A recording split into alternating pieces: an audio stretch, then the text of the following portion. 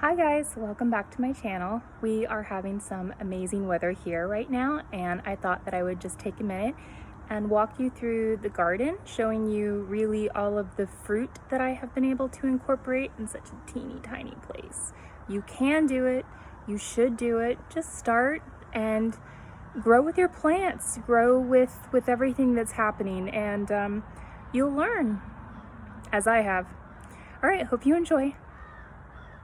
So starting right here, I just figured that we would take a moment to show the setup that I have going on. It's a mess, but this is sort of behind the scenes, not the prettiest part.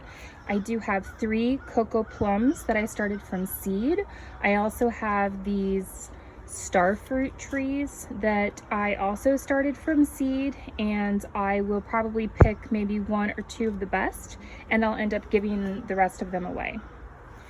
So let's go and start on this side. So here you have, this is not a fruit, but it's my new moringa that I have.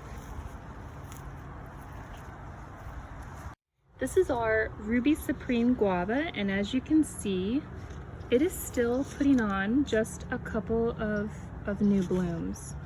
We ate so many of these this summer that my daughter and I are now a huge fan. And this is the same tree that I bought, and I believe I mentioned in my video I gave it several baths because it was so infested. It was really looking really bad under the underside of the leaves, but look how much this has grown. And I almost think that having that little extra stress has made it even more hardy and more strong. So there you have a Ruby Supreme guava. Following me over in this area,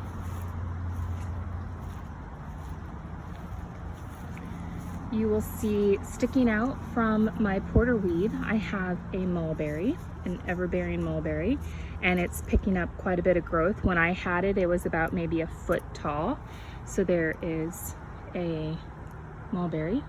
That's a cranberry hibiscus. I don't know if you would really consider it a fruit, but it's delicious in salads. Over here we have a sugar apple. It's getting ready to lose all of its leaves. This is normal when the sun starts to set sooner. And then down here at the bottom, I have a thornless blackberry. Coming over here, I have a really tiny baby dragon fruit cactus that just started to put on that top section. Really excited about that. Coming over here, as you know, we have all of our bananas. I have a big rack right here, so there are 2 different varieties, and I have 4 circles that are slowly becoming a banana wall. Not intentional, it's just something that's happening over time. So I have the ice cream bananas here, and then I have a small dwarf variety over on this side. Sandwiched in between the 2, I have got loquats. I have 1 loquat here. And I don't know if you can see or not, but this is actually 2 loquats that are growing together, and I'll probably just intertwine those. So, and then sandwiched in between that, I have some more thornless blackberries. So already I have quite a bit of fruit. All of these are going to produce at different times. I'm hoping that it'll give us seasons of different types of fruit. This is that new project that I was telling you about. So far it's been very interesting, but we'll talk about that later. I still am pulling off eggplants off of my Ichabod. Amazing plant. Over here I have a turkey fig, and this thing is just, it's also growing quite a bit. So there's a fig tree. I have a lychee, and I have a mango, and this one is just a Valencia Pride mango. So there. Coming over here, those are my Everglade tomatoes. I don't know if you want to consider them fruit. This is a lemon. I don't think it's a Meyer lemon, but it might be. It's a lemon tree. Since we are talking about fruit, I'm going to show you part of my house that I don't really film right now just because it's in the in-between stages, but it is housing quite a bit of my other fruits. So we'll go ahead and show you 2 of them right now. So this is a soursop.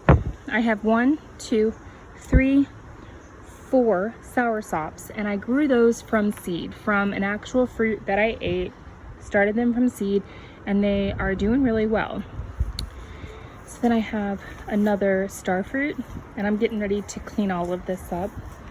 I had a Seminole pumpkin. I'm not real sure what exactly it's doing. I gotta do more research and figure that out. But this is what I wanted to show you. I have a tamarin, and I have 1, 2, 3 sapotes.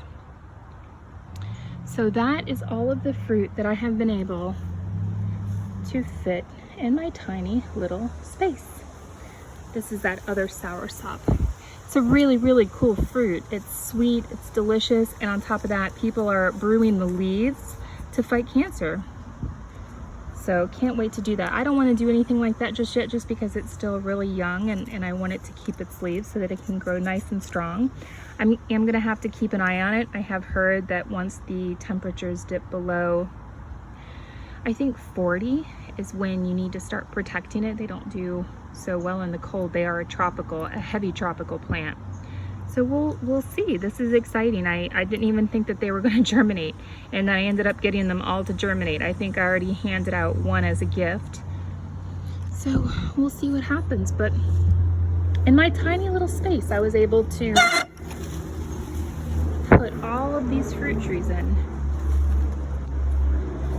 And they're delicious, and I've just been growing with them. I've learned as I went.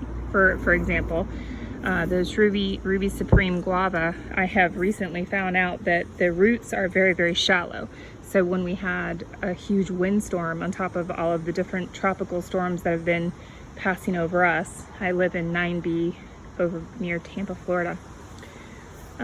This one started to sway, and as you can see, it's not entirely straight anymore, so I'm gonna have to try and figure something out.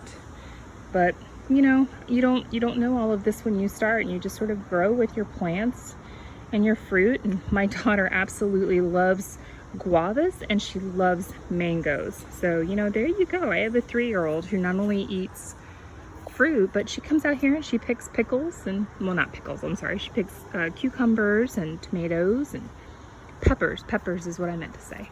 So just start. The best thing you could possibly do for your garden is attract pollinators. So that way you'll get high yield, and all of your flowers will get pollinated and give you nice big juicy fruits.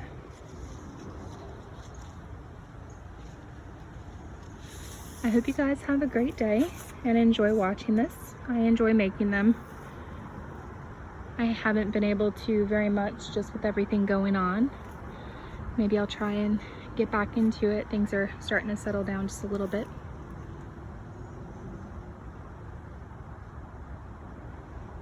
Have a great day, guys.